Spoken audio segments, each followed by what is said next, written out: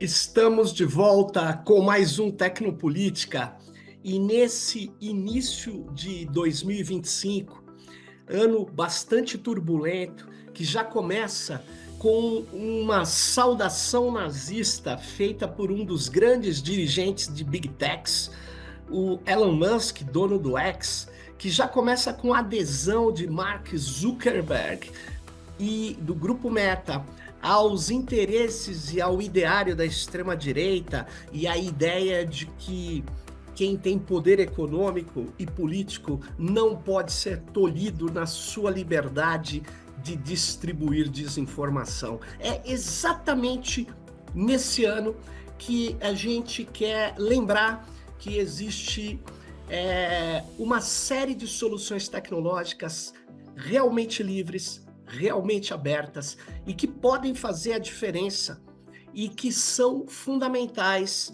para o compartilhamento do conhecimento tecnológico, que é exatamente nesse momento onde as grandes Big Techs colocam a inteligência artificial num patamar extremamente elevado, fazendo com que os seus modelos sejam muito sofisticados, mas que criam vários danos ambientais, porque exigem muito armazenamento de dados em data centers de hiperescala que necessitam milhares de computadores, um enorme poder computacional para poder responder ou dar soluções que eles apresentam para as pessoas no mundo inteiro. Então, nós estamos falando de uma inteligência artificial que se prolifera e que gasta uma energia insustentável e que tem um impacto ambiental extremamente devastador. Nós estamos falando de 2025, onde, mesmo diante de tudo isso, a gente tem as alternativas que a gente vai querer cobrir nesse ano. E a gente começa esse primeiro episódio com uma série, né? Ele é o primeiro episódio do ano e o primeiro episódio da série de 3 que vai tratar do software livre e do software aberto. Essa série ela vai trazer um pouco da história do software livre para quem não conhece, a diferença do open source, do código aberto, a importância das licenças livres, a importância das comunidades de software livre, do compartilhamento do conhecimento. E nós estamos fazendo isso com o apoio da 4Linux, uma empresa que vem há mais de 20 anos trabalhando com software aberto e software livre e compartilhando os seus resultados. Então, a 4Linux é muito importante para a gente. É uma empresa brasileira de software livre. Eu agradeço muito o apoio e no segundo episódio eles vão aparecer um pouco mais do que no primeiro, onde a gente vai introduzir nesse episódio o código aberto dentro e diante da revolução digital. Gente, fique em 2025 com o Tecnopolítica. Se inscreva no nosso canal, ajude a gente a divulgar a cobertura que nós vamos fazer das batalhas digitais, dos direitos digitais, da ideia de que a tecnologia ela é uma expressão cultural e precisa ser apropriada pela sociedade. Então, gente, vamos em frente, 2025, vem aí e que seja bom para todos nós. Dê um like, compartilhe e conheça mais sobre o software livre e o software aberto. Obrigado aí o pessoal da 4Linux pela ajuda. Tchau. Estamos de volta com mais um Tecnopolítica. Esse é o primeiro Tecnopolítica de 2025. E nesse episódio nós vamos tratar de uma questão ou de um tema fundamental para as tecnologias e para o conhecimento, que é o software livre e o software aberto. Nós vamos falar sobre o futuro da sociedade digital, o papel do software livre e aberto, como movimentos que emergiram, né, desde o século passado, do final dos anos 80 e 90, e avançaram para construir tecnologias mais inclusivas, mais democráticas. Nós vamos mostrar como que foi o avanço desse software aberto e do software livre e quais foram as resistências e disputas de poder em torno desse tipo de construção na era digital. Então fique ligado nesse episódio. Antes de continuar, dê um like aqui, se inscreva no canal. Esse episódio ele está sendo oferecido pela 4Linux, que é uma empresa que atua com software aberto e livre desde 2001. Então é uma empresa que aposta nas práticas de compartilhamento e conhecimento há 24 anos. Então, vamos lá. O que é o software livre? E qual a diferença do software aberto? O que é o free software e o que é o open source software? Bom, para começar, a gente precisa diferenciar esses dois conceitos. O software livre, ele começou em 1980, praticamente, pelo esforço do Richard Stallman, que era um programador e um grande conhecedor de inteligência artificial, e que ele se estrutura com base em 4 liberdades.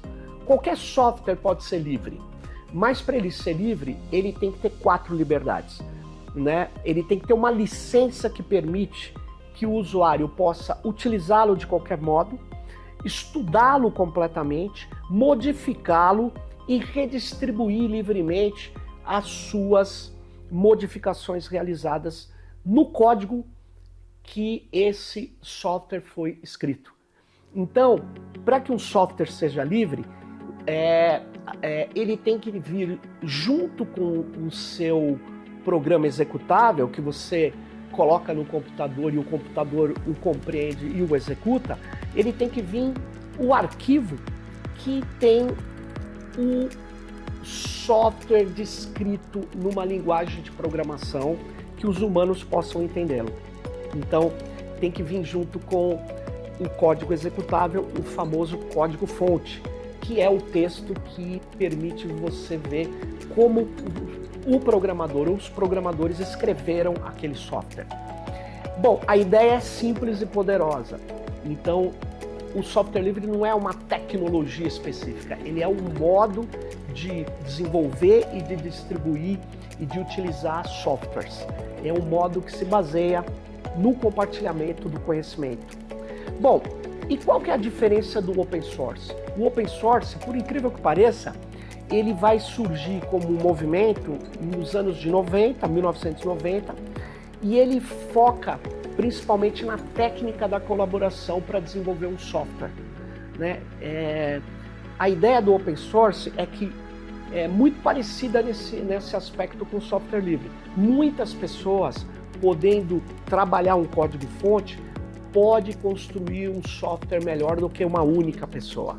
Então, enquanto o software livre se preocupa com a liberdade do conhecimento, o open source diz que a prática de compartilhamento do código e a técnica de juntar pessoas para compartilhar o seu conhecimento desenvolvendo um único código, ela é mais eficiente e ela gera mais inovação do que o código fechado. Porque quando você tem uma empresa com código fechado, ela tem que contratar funcionários e desenvolver o código só no seu interior e proteger esse código com a legislação de copyright ou de patente, a legislação, a depender do país, que protege, na verdade, que assegura a propriedade sobre o código do software. No caso do open source, o código tem que ser aberto, mas ele não é livre. Qual é a diferença? As pessoas podem ler o código e podem, dentro das regras do seu proprietário, contribuir até mesmo com o desenvolvimento daquele código aberto. Mas ele não tem aquelas 4 liberdades que o Stallman criou, que é a liberdade de usar, de estudar, de alterar e de distribuir as alterações. O software livre, que foi criado e que utiliza a licença General Public License, a famosa GPL, que foi trabalhada pela Free Software Foundation, que o Richard Stallman criou, ele tem essas 4 liberdades e mais é um princípio de que o código feito com essas 4 liberdades deve continuar com essas 4 liberdades. Então ele tem uma restrição que é para dar esse efeito viral de manter o software livre, ou seja, você não poderia pegar esse código e fechá-lo, né? A ideia do software livre GPL é a ideia do copyleft, que é pegar a lei de copyright e não alterar a lei, mas alterar a licença que utiliza a lei do copyright.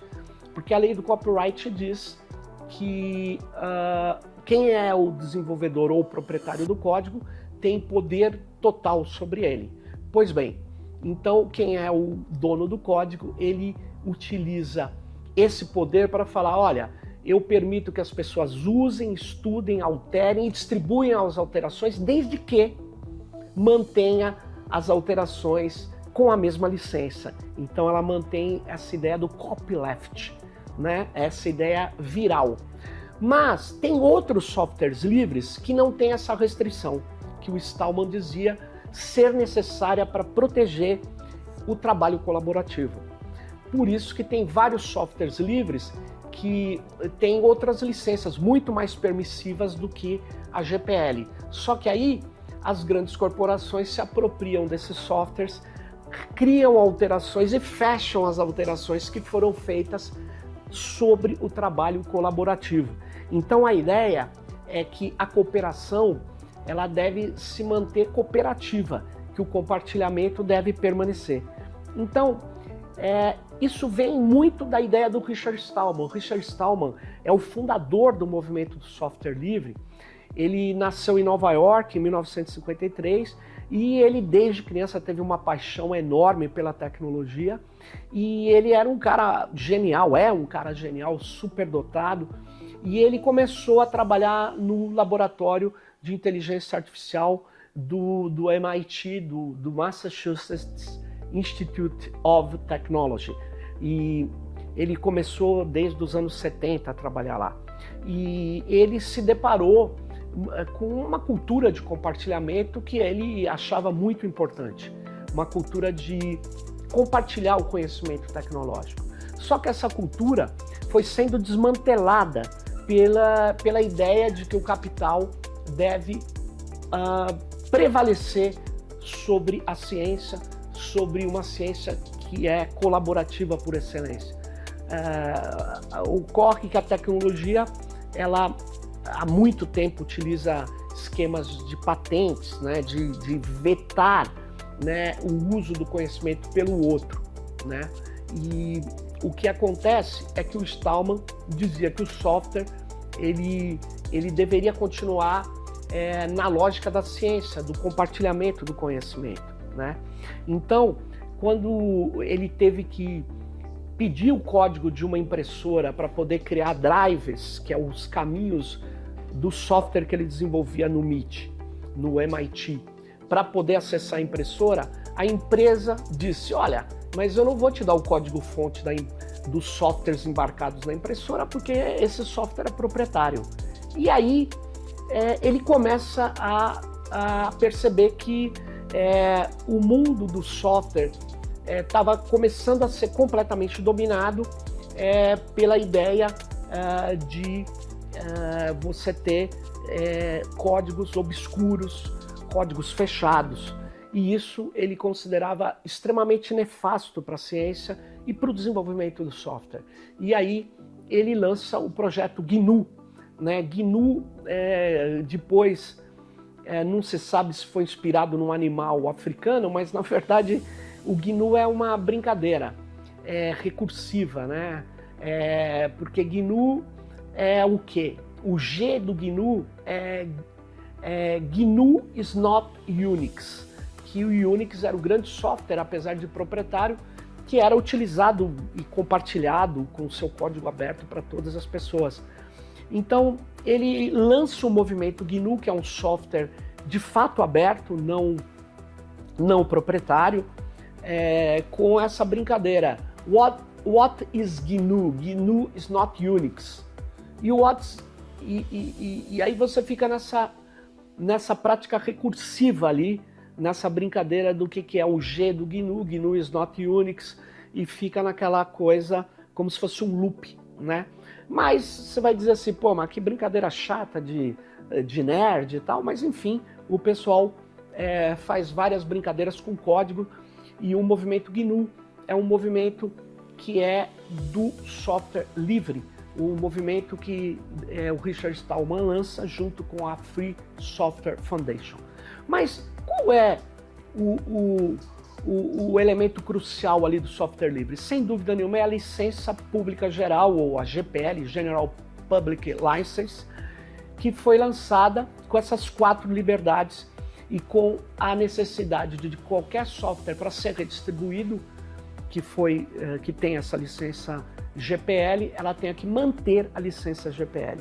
Então, é mais ou menos um hack social, né? Subvertendo a lei do copyright e promovendo a colaboração a partir do compartilhamento do conhecimento. Então, em geral, o software livre, ele tem o código-fonte aberto e uma comunidade que mantém o software, que vai se atualizando e que vai atualizando cada versão do software. Então, as comunidades têm vários tipos de organização, vários mesmo, e tem milhares de softwares livres no planeta, né? E o Stallman, ele sempre via no software livre com uma questão ética, né? Ele argumentava que o controle do conhecimento não é útil e não é eticamente sério. Então, por isso que ele dizia, o conhecimento tem que ser compartilhado. E essa é a filosofia do software livre. O software livre não é necessariamente software gratuito. É um software cujo código-fonte dele é compartilhável e compartilhado. Bom, enquanto o software livre ele prioriza o compartilhamento, o open source, que nasce depois, achava que o software livre não ia permitir grandes negócios, não ia permitir fazer acordos com grandes empresas, e por isso que ele tira as liberdades de compartilhamento, mas permite que o código-fonte seja aberto, né? Então, essa é a diferença entre o software livre e só o software aberto. E o software livre mais famoso é o Linux. O Linux foi criado pelo Linus Torvalds, que estava na Finlândia, e num dos grandes invernos ele diz, olha, eu vou criar um software que é baseado no Unix, no sistema operacional Minix, e ele cria e ele lança despretensiosamente isso numa lista de colaboradores na internet, né? E o Torvalds, então, ele vai fazer isso como, segundo ele, um hobby, mas esse hobby passa a engajar várias pessoas para melhorar o kernel do sistema operacional que ele tinha lançado, né? E ele põe o nome de Linux, que é Linus, o nome dele, Linus Torvalds, e ele estava fazendo um clone, vamos dizer, um software que teria que ter a qualidade do Unix. Então é o Linux for Unix, né? Por isso que chama Linux, né? E aos poucos o Linux ele vai envolvendo o pessoal da comunidade de software livre GNU, que tinha uma série de utilitários, de aplicativos que estavam sendo feitos junto com o Stallman. E o kernel do Linux, com as ferramentas do GNU, passa a montar, portanto, um sistema operacional completo, né, que o pessoal do software livre chama de GNU Linux, e o pessoal do open source, que acha que o software livre é muito radical, chama só de Linux. Então, o Linux ganha notoriedade, o GNU Linux ganha notoriedade, não apenas por ser gratuito, mas por ser extremamente flexível, seguro, adaptável, e ele passa a ser muito útil ao trabalho colaborativo, ao uso de servidores, tanto é que logo o software GNU Linux passa a ser o grande software de servidores do planeta, né? A Microsoft ela nunca conseguiu com o seu sistema operacional a manter uma hegemonia como ela tem nos desktops, né? Ela nos servidores das empresas, na Casa Branca, na Bolsa de Valores de Nova York, na NASA, você vai ter um uso muito forte do GNU Linux, né? E existem várias, portanto, distribuições de Linux que servem a vários interesses ou especificidades de usuários ou do próprio mercado. Então você tem a Red Hat, você tem a Debian, você tem a Slackware, você tem a Red Flag, você tem inúmeras distribuições, tem mais de uma centena de distribuições, e a própria distribuição Debian gerou outras distribuições, né, como a Mint, que é muito usada ainda hoje, né, e que é, na verdade, uma adequação da versão Linux que é lançada todo ano e que essas distribuições adequam com seus interesses para usuários específicos, né? E, portanto, o Linux ele é algo que juntou uma comunidade enorme de open source e de free software, mas o Linux é um free software. O Linux é um software livre porque ele tem a licença GPL. Bom, e ele é usado pelo Google, e o Google construiu esse império usando softwares livres. Olha que interessante, o Google construiu o império usando o quê? Usando o Linux de sistema operacional, Apache, que é outro software livre, e usando um banco de dados aberto, que é o MySQL. Então, eles construíram o buscador deles, que era fechado, usando software livre para poder expor, para poder ganhar muitos usuários no planeta. As grandes empresas como o IBM passaram a contribuir com o desenvolvimento do software livre, mas sempre buscando caracterizá-lo como software aberto, né? A Amazon também usou no início o sistema operacional GNU Linux, o grupo Meta, que hoje é gigantesco, quando era só o Facebook, usava como sistema operacional o software livre GNU Linux e também o Apache. E depois ele foi alterando, né, e foi utilizando outros softwares. Mas as grandes corporações construíram seu império sobre software livre. Mas aí você fala, mas então o software livre trabalhou de graça para os caras? Não, porque o software livre tem uma ideia que ele pode ser usado amplamente. Essas corporações, elas usaram o software livre, governos usaram o software livre, e esse software livre ele pôde gerar renda para várias pessoas. Porque como que as pessoas ganham dinheiro com software livre? Principalmente instalando software livre, dando curso de software livre, customizando software livre, mas não ganha dinheiro com a propriedade do software, com a licença de propriedade. Por isso que o software livre, quando ele é usado amplamente, ele gera muito mais emprego. Por quê? Porque ele não pede o pagamento em geral de licenças de propriedade. O que você faz é instalar o software livre e ter que manter gente para manter o software funcionando, adequado às necessidades daquela empresa. E ele tem a vantagem de você poder adequar efetivamente por conhecer o código-fonte do software. Então o software livre, ele gera também modelos de negócio para as tecnologias em geral. Mas a grande questão do software livre é manter o conhecimento liberado, livre, e permitir o compartilhamento do conhecimento. Bom, o software livre e aberto, ele é próximo, mas não é a mesma coisa, né? Conforme eu tenho falado até aqui. O software aberto, ele pode permitir você ter acesso ao código-fonte, mas não necessariamente alterá-lo, não necessariamente criar coisas sobre ele sem autorização do seu proprietário. Já o software livre, dependendo da licença, se for GPL, você tem poder total de criação e de distribuição do que você criou, desde que você mantenha a licença GPL, né? Já se for a licença BSD, você pode criar, você pode distribuir as alterações e não precisa manter a mesma licença, o que é complicado, porque pode gerar uma apropriação indevida do software. Aí você vai falar, mas e a história do grande sucesso do Android? Então, o Android é uma questão polêmica, porque o Android foi iniciado pelo Google em cima do GNU Linux.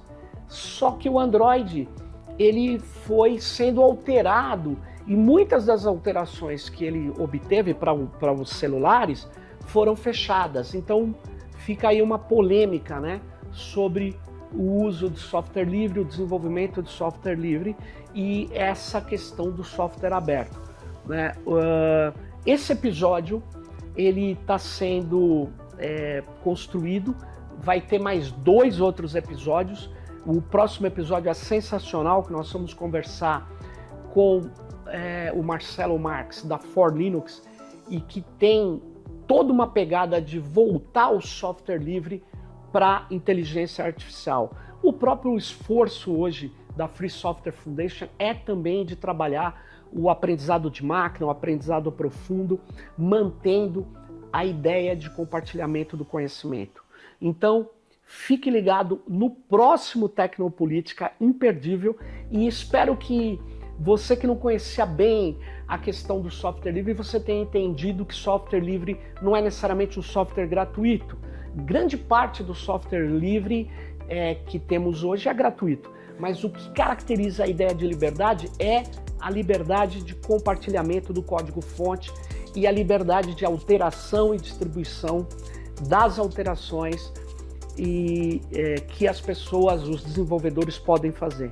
Então, o software livre foi muito forte no Brasil, ele já foi utilizado pelo governo, e ele depois, no terceiro episódio, a gente vai falar do Fórum Internacional de Software Livre, como ele foi importante para o país, como ele foi importante para vários desenvolvedores e para várias soluções de tecnologia. E, portanto, fique aqui com a gente no próximo episódio. Dê um clique aqui no nosso, dê um like, dê um clique, se inscreva no nosso canal. Esse episódio, insisto, ele foi oferecido pela For Linux, que atua como software livre desde 2001, e ele tem mais de 24 anos aí, uma empresa que trabalha com o compartilhamento do conhecimento e principalmente com software aberto e com software livre. Então, se você gostou desse episódio, dê um like, compartilhe. Se tiver alguma dúvida, mande uma mensagem pra gente. Fique ligado no próximo Tecnopolítica.